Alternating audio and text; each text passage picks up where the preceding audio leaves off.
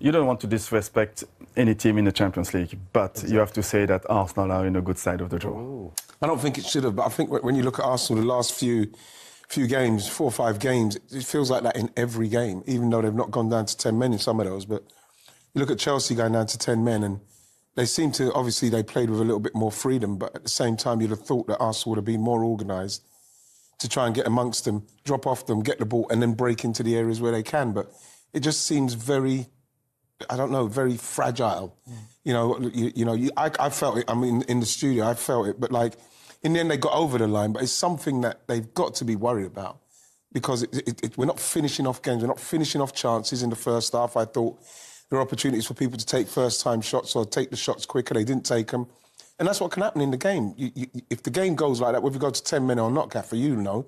You know, if you don't take the chances, and it's one, the other team will get back in it, 10 men or 11 men. Yeah, Mikel was saying about we've got to learn. But they went down to 10. They went against 10 men at the Bridge. Yeah. So they haven't learned how to, and they got a point there. And Chelsea actually should have won that game.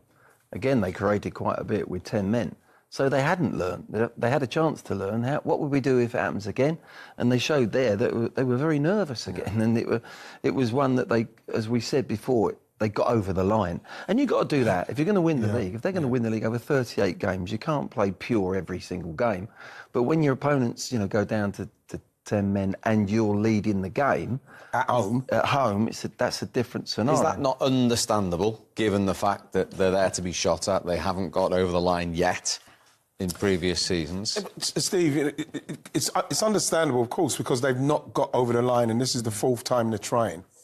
So what's happening is that maybe they're having the ghost of Christmas past. I don't know what's going on in respect of not being able to get over the line more comfortably than they have done in the last few years, and they've got a better squad. It's something that they've experienced it. They know what's going to happen at this stage of the season, and I think they should be prepared better for it mentally.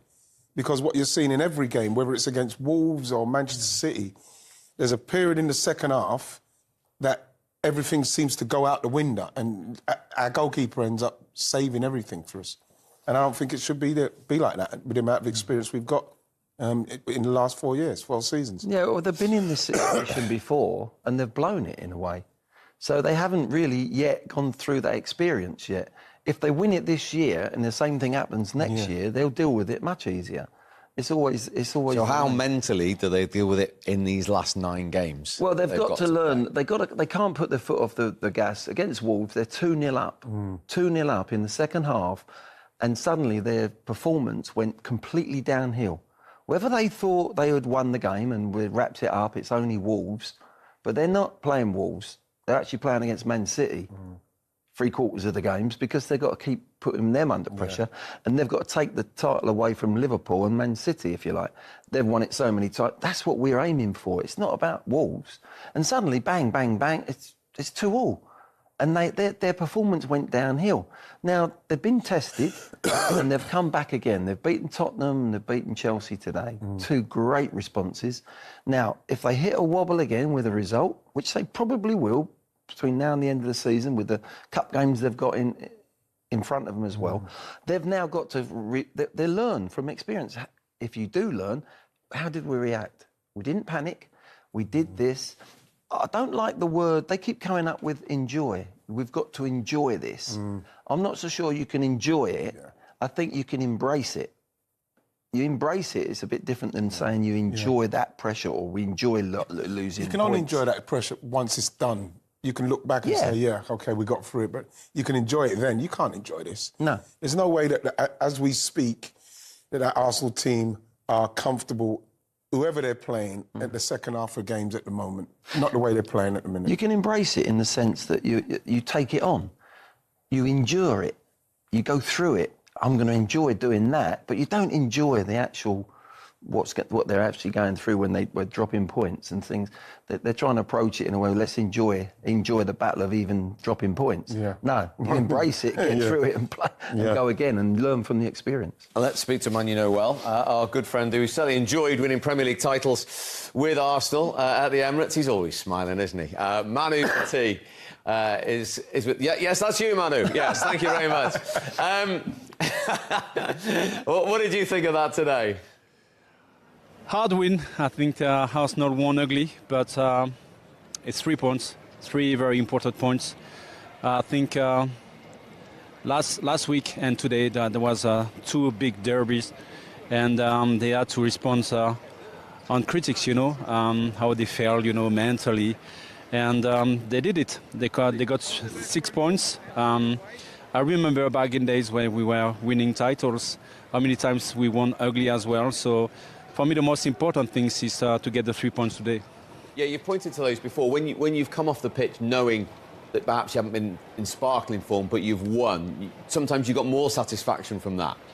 Yeah, of course. Yeah, definitely. Yeah, I think if you ask this question to the Arsenal players, I think they will tell you that they would love to play differently and to get the 3 points. But I'm sure that Glenn and Ian will agree with me by saying that the most difficult trophy in your career is the first one. Yeah. So as soon as you win something, all of a sudden the experience and the confidence change like this, You press the button and all of a sudden that kind of moments you have on the pitch, you manage it differently. Yes. So having been through it then, what I've just asked the guys here, for the next 9 games, how do they cope mentally better with this pressure? Listen, I kind of disagree with everything I've heard, so far for weeks now. I think Arsenal, are still first on the table. They have 5 points gap now. The big games coming, at the Etihad soon. They're still qualified on the four competitions. So far so good. I think if you tell me that it's worrying to watch Arsenal, sometimes they are sending worrying messages on the pitch, I just want to tell those people that Arsenal are first on the table. They've been leading the Premier League for months now. So if they can win like this at the end of the season, that's fair for me. Yes. Fair enough. People can try to find arguments, to make Arsenal weak sometimes, but I think they still win the games, important games, and they are first on the table. This is, for me, this is as simple as that, Actually, they're leading the Premier League. And have been, Manu, since the beginning of October. They've coped with it. So with 9 to play and City have 10, yeah. How do you see it now? Do you see it going right to the wire? I think, as I said before this game, I think quite the same that's what we've done in 1998. I don't know if you remember, but we played the Premier League final away at Old Trafford. Yes. And I'm pretty sure that Arsenal, we have to do that as well at the Etihad. I'm not sure that Arsenal will win every single game until the end. I'm not sure that City will do that as well. They have so many games to play. I think they will drop points, on the way. But I'm pretty sure this game will be probably the most important one. And next, Wrighty, they play together on Wednesday, City and Arsenal, kicking off at the same time, which is going to be interesting. But again, Arsenal know exactly what they got to do, and City know what they've got to do. It's a title race. It's on. Obviously, Arsenal would have liked it to have been a little bit more gaps in between with the points, but it's on, and Arsenal know what they've got to do. City know what they've got to do, and it's exciting. Both ends of the table, if I'm being totally honest. OK. Thank you very much indeed for your company today, Glenn, and for Wrighty. City did their job Saturday night. Big question I've asked of Arsenal on Sunday, and as we've seen, they have got over the line. And now they're 5 ahead, having played a game more. Next stop, Wednesday. They've got the job now, and the title race, that's another psychological step in the right direction for Arsenal today, Glenn. Oh, very much so. I mean, as I said earlier, as we just went off for the advert, City go and do what they did yesterday against Leeds, so the pressure's on them.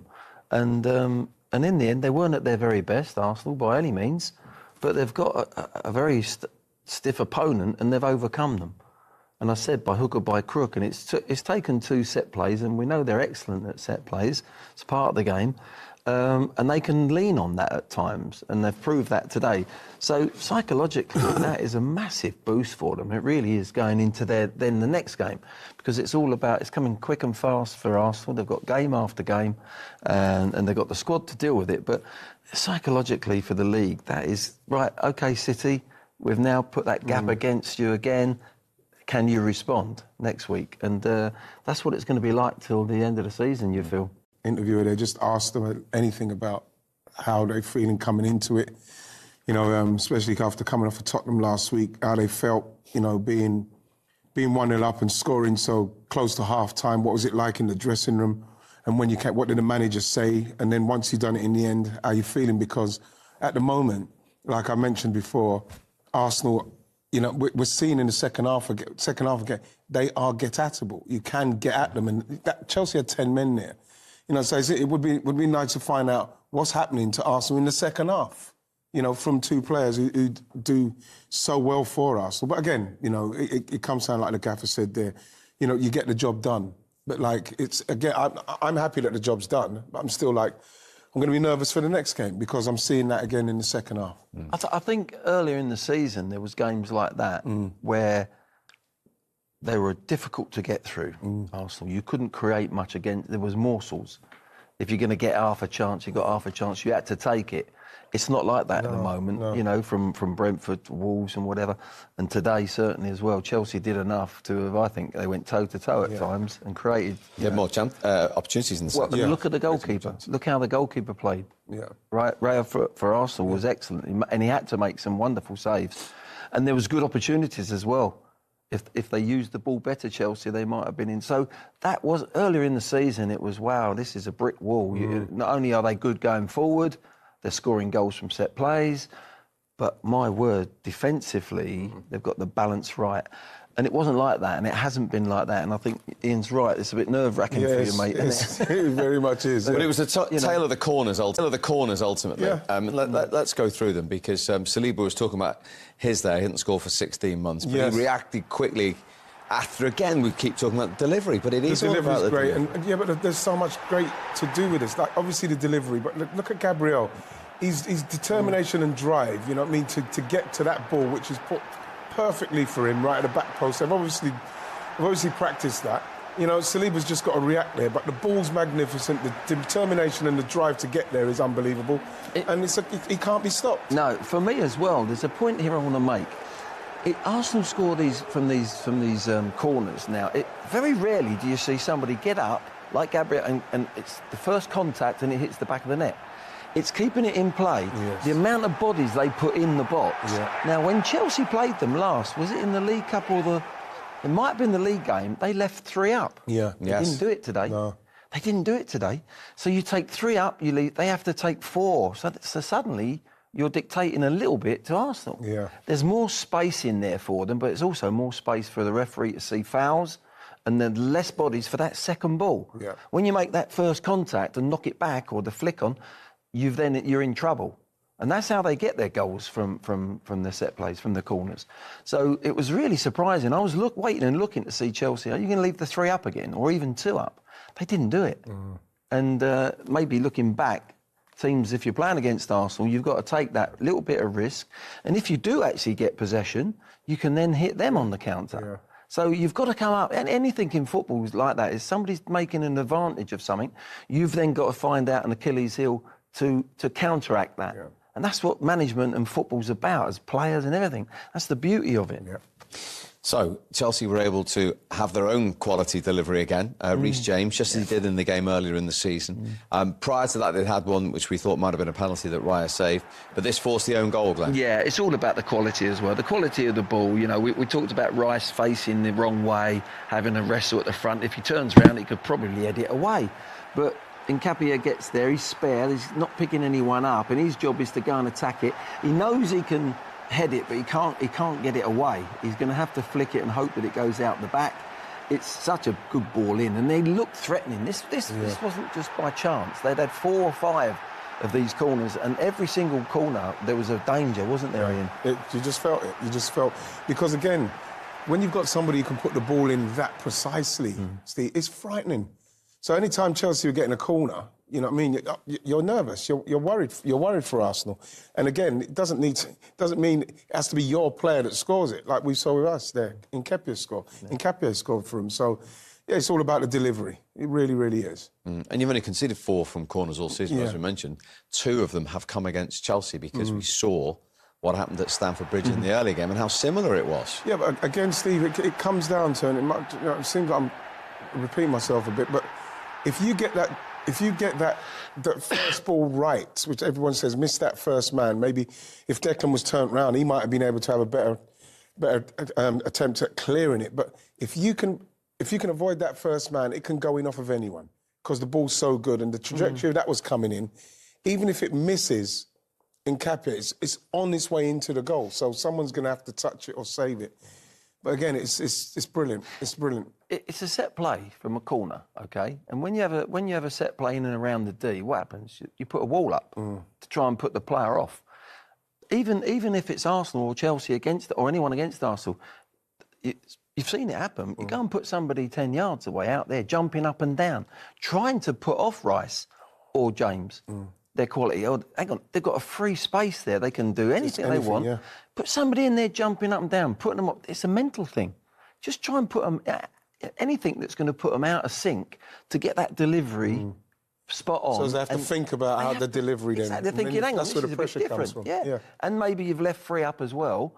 Well, you're asking questions there. They might still go and score, but at least you're trying something to... Because at the moment, it's now gone to how many goals they've scored now? 15. 17, isn't it? 17. 17, sorry. From corners, yeah. They've now... Sorry, 16. 16, it's 16. So people are they're scoring off it anyway. Try something different.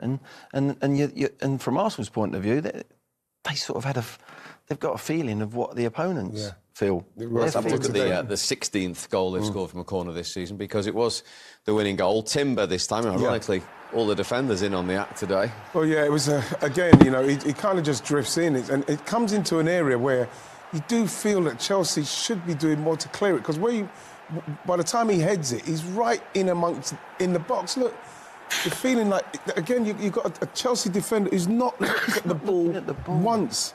Gaffer, Sarr, isn't it? Sarr, look at him. Look, Sarr, he's just turned round. He's looking. His man's heading the ball. You don't think he's even seen the ball the whole time, do you? He's never saw it. Literally just at the right of the depth, just as Timber's going to head it, that's when he's having a look. That's the only time, and it actually comes off his back and goes in the net. But I said at half-time, didn't I, that, you know, you're going to get a penalty away or turn round and head it. You know, we said Rice should have done that, actually, for Chelsea's goal. And then it comes up there and Sarr's, like, wrestling with him. He's not even looking at the ball. I can't understand it. I just, look, that's the last minute. The ball's arriving and he's just about... What a position defensively that is. That's such a poor position. He actually can't do it. He's looking at the ball coming in and can't do anything because he's not faced. Yeah. How can that be when you're in training, a situation where the manager will say, I want you to face the player, not see where the ball's coming in, so, and defend him. How can you do that when you can't see the ball? It doesn't make sense. It's the most ridiculous bit of defending you see in football these days. If you take that to an extreme and you've got a wide free kick and they're all lined up on the 18-yard box, where are they facing? Defenders. So your manager asks you to turn your back, turn your back and face the fella that's facing your goal, It's not going to happen, is it? Yeah. But that's what they're doing from corners. It's just the ball is at a different angle coming into the penalty area. It doesn't make sense. It doesn't make sense to me. Well, it was a big part. And would you believe now, 138 corner goals in the Premier League this season. That's already 3 more than all of last season. So that just indicates the emphasis from all the clubs now on these corner kicks. And how important it is to have somebody who can put it in exactly where you need it. Is there a concern with Chelsea now? 9 red cards this season, more than any other team. 2 yellows in 3.5 minutes for Pedro Neto today. Yeah, he was claiming here that he hadn't been booked. He didn't know he had, and it is a foul, it is a booking, he mistimes it. Martinelli just pops it past him and he brings him down. And then I think he's trying to claim he's only had that one. I've only had 1 booking. Look. And we've look. Yeah, 1. He's saying 1. And I don't know, because we actually had a look at that. And on the halfway, it was after the goal. Was 3.5 minutes earlier, after the goal. After the goal, this happens, look. And he's not booked there. No. But he then picks the ball up and he goes back over. And then he's booked him. No. He must have known. Of course he knows. He must have known, yeah. I think that's indiscipline. Yeah. And it's probably something that Liam's going to have to look at, simply because it's costing them. And, you know, they went down to 10 men. It'd be interesting to see Chelsea if they played with that kind of intensity with 11 men. That's what they should be concentrating on, because they went down to 10 men. It's almost like they went, oh, we'll just go for it now. Yeah. You know, but for them to have that many sending offs says there's a discipline problem in there. There is a discipline problem, but it also sometimes when you go down to 10 men, it doesn't make it easier for you. I don't mean that, but the chains come off. You've got your excuse. You've got your excuse already. Yeah. If you lose, well, we went down to 10 men. So everyone relaxes and says, let's go and play. We've got nothing to lose now. And I think they've reacted like that at the Bridge, and they did get a good result. Today, as Ian says, their reaction was probably too late. Great stuff. Manu, great to see you again. Thank you, Manu. Indeed. Nice to see you, Manu. Lovely to see you again. Manu Petit. Since about September, Arsenal. It feels that long, that since they've been top of the league, they opened up a big gap. He thought they might run away with it at one stage, but then Manchester City fought back. Aston Villa were there as well, but now it's City that are on their heels. And, of course, their recent run of form, 4 wins out of 4, means the pressure was on Arsenal yet again today. But they responded. Patrick, is that actually quite a big element of this? Because, you know, Gary made the point, you've been there as well, winning many titles. It's a question of sometimes going second is not the easiest when you see your opponents have got the result on the board. You can feel their breath on the back of your neck. Yeah, but I think Michael mentioned it quite really well. This is the quality of the Premier League. But they built that experience in the last 4 years. So they finished second, and now they are in the top. And they have to manage to get there at the end. And I think gained so much experience in the last couple of years, and they are really close to get there, to win it. I believe that Arsenal are more stronger than they were last year. Because when you're looking at the team and you're looking at the quality of the players, on the right-hand side, Saka or Madueke. On the left-hand side, they have Martinelli or Trossard. Up front, they have Jesus, they have Havertz coming back from injuries, Eze is here. So they have the squad to go until the end and to win the title. And I think now it's just about believe and keep going and taking game after game and try to not change who you are and not changing your identity. Go and play as the best as you can, like they did it a couple of months ago. In the beginning of the season, I was watching Arsenal, and from the first game of the season, I said, Arsenal will win the title because of the way that they were playing. And it's true that it's really difficult to play with such a quality from the first to the end of the season. But this team has quality. I thought that was a really interesting line, though, that Mikel Arteta used there. And I want to sort of revisit that because it was, we feel like we've been in a run-in for a long time, was what he said. Does that change the mentality? If you think back, UK, you said they were better than last season. But if you go back 2 seasons, they were scoring goals for fun. They scored 91 goals in the season. They finished with 89 points this season and only beaten by City, who got 91. And it could be those two pushing each other again all the way. But does it change the mentality in terms of trying to protect what you've got when you are out in front rather than chasing something like it seems that Manchester City are right now?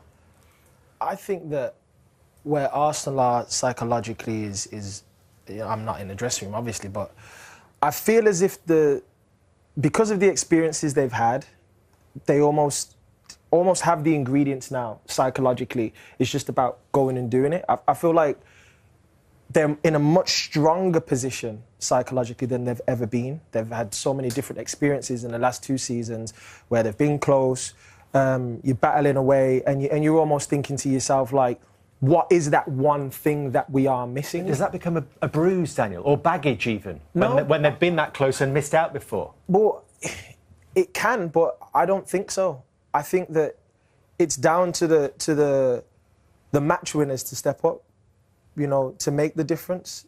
You know, it seems like it's only 9 games and it sounds like it, but I think the pressure of it and the exhaustion of it all, and psychologically you become tired because you're thinking, you know, we've got to do this, we've got to execute. They have it in their hands. It's their job to continue this momentum, but it's not easy when you are battling on multiple different fronts. I think the experience of winning the league, and I know that was something that you'd ask Gary in terms of the feeling of winning your first Premier League title and whether that changes your approach or your experience. And that's why I asked you earlier on about 2004 when I mentioned that. It's because I think that the first year, Arsenal, when you won the league with Arsenal, I think they're in a different position to the second time, in the sense of you'd felt it. You'd felt the feeling of winning, but you were also very close multiple times. I feel like the similarity with this team is they've gone close multiple times and basically should have won, but they haven't done it.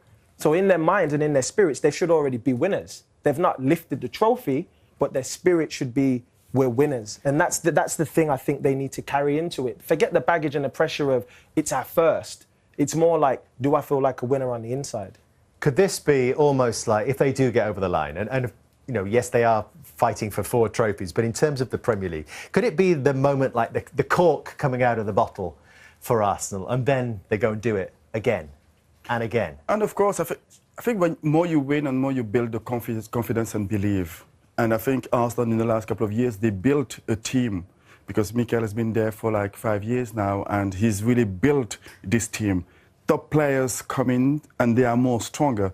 And of course, I think if they manage to win it at the end, that will be the momentum and the belief that players need to go there and win it like 2-3 times in a row. In our time, it was really difficult to win 2 titles in a row.